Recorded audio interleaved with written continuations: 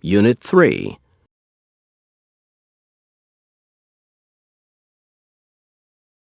Page 27. Exercise D. Spotlight. Read and listen to two friends discuss a problem. Notice the spotlighted language. Hey, Michelle. Anything wrong? You look like you've lost your best friend. No, nothing like that. I'm just in hot water with Emily. Emily? But the two of you were so lovey-dovey when I saw you at the restaurant on Sunday. What's up? Well, Sunday was her birthday, and we'd been planning to get engaged on her birthday. But I guess I got cold feet. I just don't think I'm ready to make that kind of commitment yet. In any case, she's really upset. She feels like I pulled the rug out from under her. Well, I can imagine that must have been really disappointing for her. Don't you feel like you are in love anymore? Or is there someone else? No, definitely not. I love her with all my heart, but no matter how much I tell myself she's the only one for me, I just can't take the plunge. I don't know what's wrong with me. Maybe it's some kind of psychological problem. I wouldn't jump to that conclusion. Marriage is a big deal, Michelle, and it's forever. Most people find that scary. Well, I think that's what freaks me out about it. Every time I think of proposing, I panic. I feel so guilty that I don't even want to see her right now. Well, it's not the end of the world. Sounds like you just have a minor case of the jitters.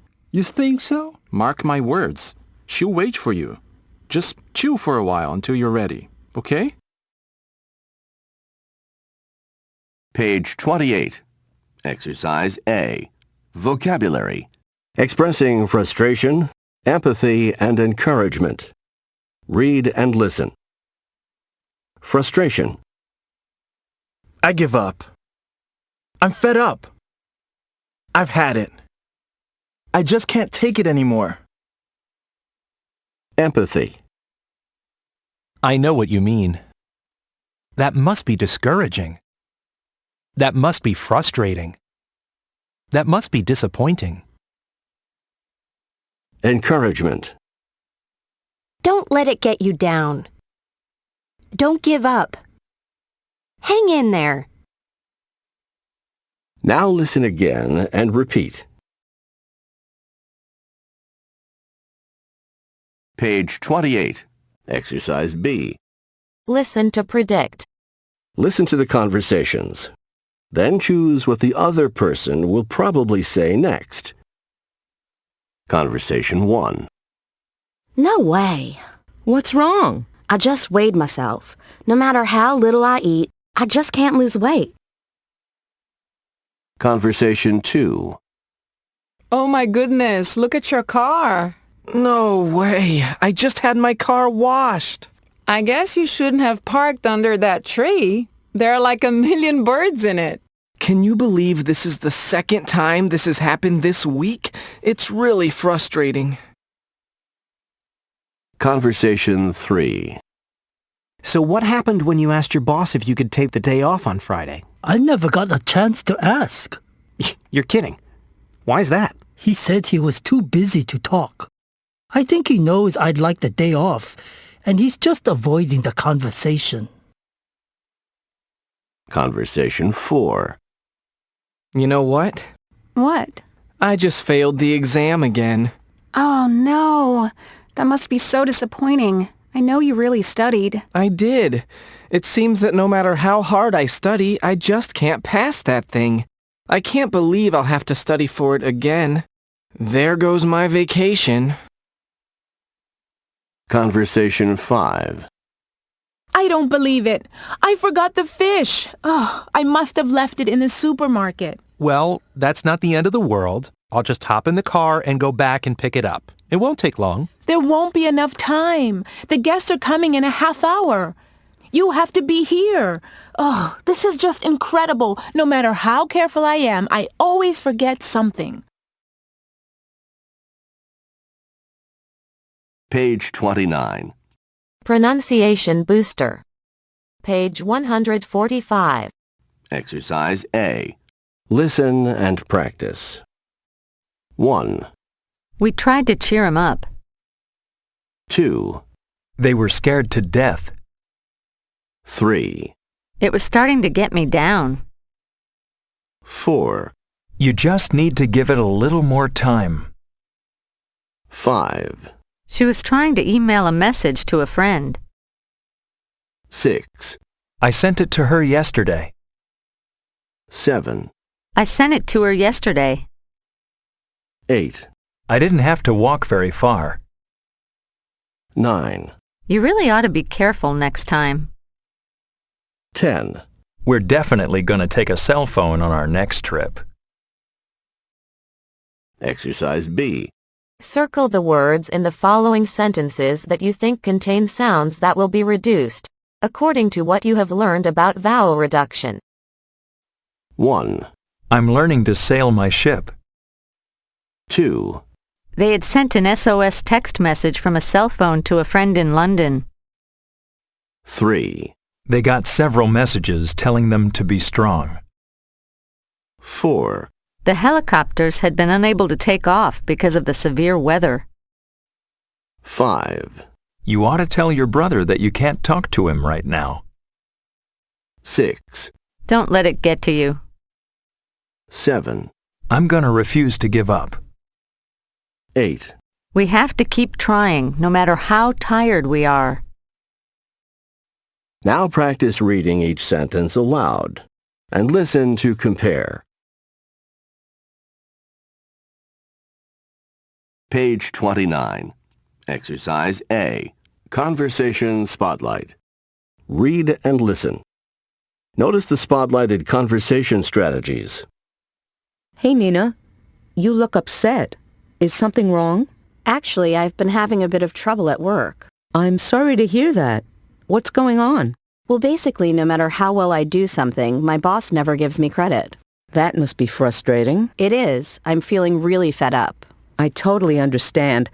Hang in there, though, okay? Thanks for the encouragement. I appreciate it. Anytime.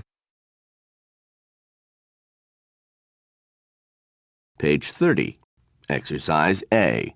Grammar Spotlight. Read how fear affects people physically. Notice the spotlighted grammar. What happens to you when you get really scared? What situations usually cause this reaction?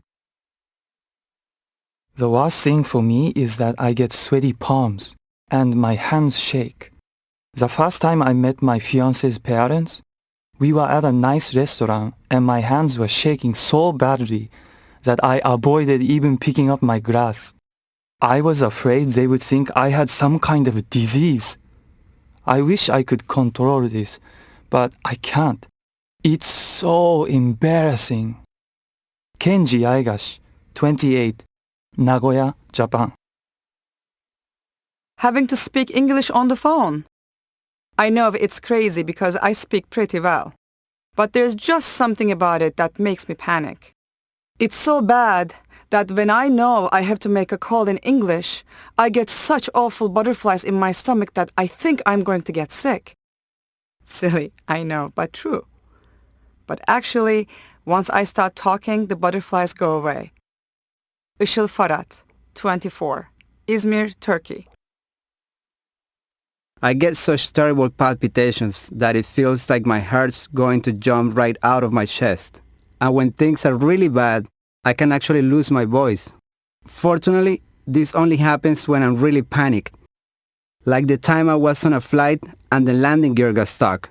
I tried to pretend I was cool and collected, but the truth is I was terrified. Jorge Pardo, 32, Cuenca, Ecuador. Page 31.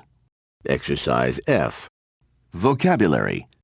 Physical effects of fear. Read and listen. My hands shake. I get palpitations. I get sweaty palms. I get butterflies in my stomach. Now listen again and repeat. Page 32. Exercise B. Reading. Read about Marlee Matlin. If you had to choose one adjective to describe her, what would it be? The courage to be who she is.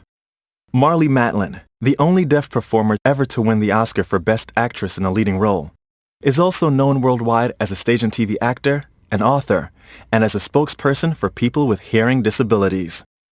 Through her work and her books, she has devoted her life to encouraging children and adults with hearing loss to live normal lives with normal expectations. Born with normal hearing, Marlee suffered permanent hearing loss at 18 months from an illness with a high fever. As she approached school age, her parents were advised to send her to a specialized boarding school far from home. However, her parents felt that Marlee would be deprived of the parental contact and love essential to normal development if she didn't live at home. So instead, they put her in a public mainstream school that had both hearing and deaf students, which built her confidence to participate in activities with hearing students.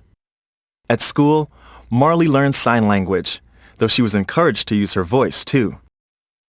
Throughout her childhood, Marlee's parents did everything they could to give her the same life she would have had if she had had normal hearing. Her family even helped Marlee develop a sense of humor about herself, so she wouldn't be ashamed of her handicap. When others wondered about the strange way she pronounced some words, because she had learned to say them without ever having heard them, her brother would say she had an accent because she was from a foreign country, which made both of them laugh. At 7, her parents enrolled her in a summer camp with both hearing and deaf children, and there she learned to use her hands to sign the lyrics of songs as the other children sang. Her campmates loved this, and their applause gave Marlee her first taste of the joy of performing. To encourage her, when Marlee returned home from camp, her mother enrolled her in an after-school children's theater program, now called the International Center on Deafness and the Arts, or ICODA, where children prepared some performances in sign language and others in spoken English. Matlin continued performing when she was in college. At one performance, the popular TV actor Henry Winkler was in the audience. Matlin approached him and said she wanted to be a famous actor like him. Winkler, who suffers from dyslexia, a reading disorder that causes difficulty in reading despite normal intelligence, empathized with Matlin and encouraged her, telling her she could be anything she wanted and not to let anything stand in her way. Winkler became a longtime mentor and friend to Matlin, helping her as she pursued her acting career. Matlin's life hasn't been without controversy or criticism. When presenting an Oscar, she spoke the nominees' names instead of signing them, causing some deaf people to complain she was suggesting they should speak instead of signing. To comfort Matlin, African-American actor Whoopi Goldberg told her that once she had worn blue contact lenses just for fun and was criticized for trying to appear white. Goldberg told Matlin not to worry about what others say and just be herself. Matlin has never let her handicap stand in her way and has continued to surpass the expectations the public has of people who can't hear. When she competed in TV's Dancing with the Stars, people were incredulous. How could she dance if she couldn't hear the music? The key to Matlin's success may in part lie in the support and help others have given her, support that has enabled Matlin to be who she is, no matter what others may believe or say. Page 31. Exercise A. Listening warm-up. Word study. Using parts of speech. Study the forms of these words related to bravery and heroism, according to the part of speech. Check meaning of any unfamiliar words in a dictionary. Read and listen. Brave, bravely, bravery. Confident, confidently, confidence. Courageous, courageously, courage. Fearless, fearlessly, fearlessness. Heroic, heroically, heroism. Willing, willingly, willingness. Now listen again and repeat. Page 34. Exercise B. Listen to activate parts of speech. Listen to a TV news magazine story. Use a word from the word study chart in the correct part of speech to complete each statement. Some items have more than one possible answer. Exercise C. Listen for details. Listen to the story again. Complete each statement. Exercise D. Listen to retell a story. Listen to the story again. Retell the story in writing, including the important details and using at least 3 of the words from the word study chart. Exchange stories with a partner and suggest details your partner may have left out.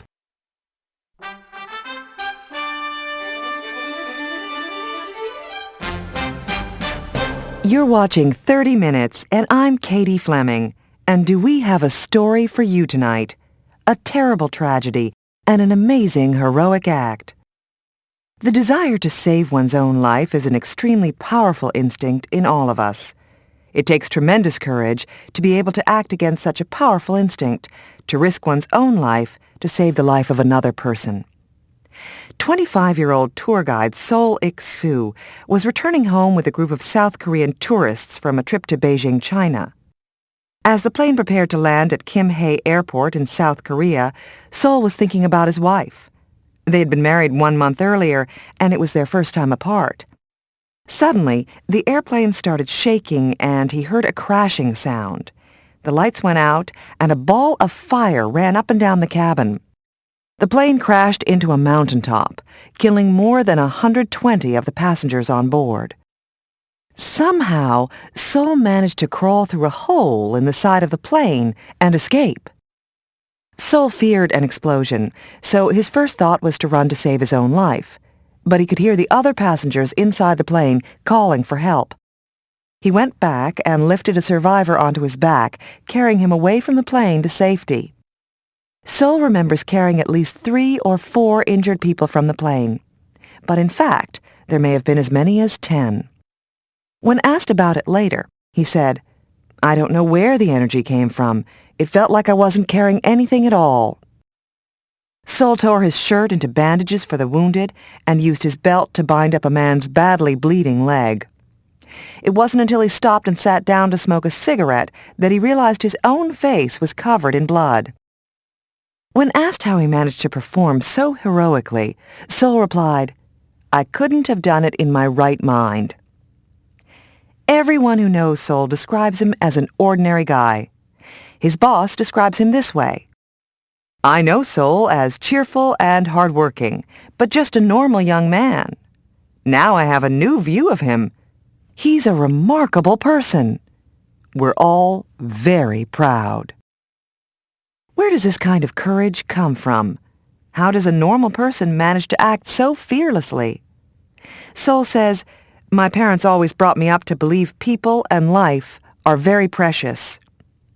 It was this belief that enabled Sol, an ordinary person, to do something truly extraordinary and heroic.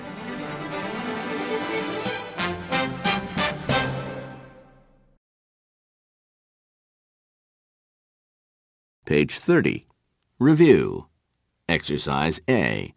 Listen to each person. Listen again to summarize each person's reason for being frustrated. Write statements with "no matter." 1. Felix Tan is putting in very long hours on a big project he's been assigned at work. Felix has been working nights and weekends to finish the project on time, but it doesn't look like he'll make it. He has been telling his boss that he needs help in order to meet the project deadline, but his boss ignores his requests. 2. Robert Reston has been struggling with high blood pressure since he was a child. His doctors have tried everything they can to help him lower it, from diet to exercise and now drugs, but his blood pressure just doesn't come down. 3. Ava Garcia's husband is turning 30 next week, and Ava would like to get him something special to mark the occasion. She spent a lot of time and energy going from store to store in her search for the perfect gift, but she just can't find the right thing. Now listen again. Page 30. Test Taking Skills Booster.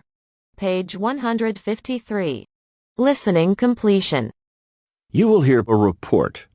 Read the paragraph below. Then listen and complete each statement with the word or short phrase you hear in the report. Listen a second time to check your work. 25-year-old tour guide Sol Ik-soo was returning home with a group of South Korean tourists from a trip to Beijing, China. As the plane prepared to land at Kim Hae Airport in South Korea, Sol was thinking about his wife. They had been married 1 month earlier, and it was their first time apart. Suddenly, the airplane started shaking, and he heard a crashing sound. The lights went out, and a ball of fire ran up and down the cabin. The plane crashed into a mountaintop, killing more than 120 of the passengers on board. Somehow, Sol managed to crawl through a hole in the side of the plane and escape. Sol feared an explosion, so his first thought was to run to save his own life. But he could hear the other passengers inside the plane calling for help. He went back and lifted a survivor onto his back, carrying him away from the plane to safety. Sol remembers carrying at least 3 or 4 injured people from the plane. But in fact, there may have been as many as 10. When asked about it later, he said, "I don't know where the energy came from.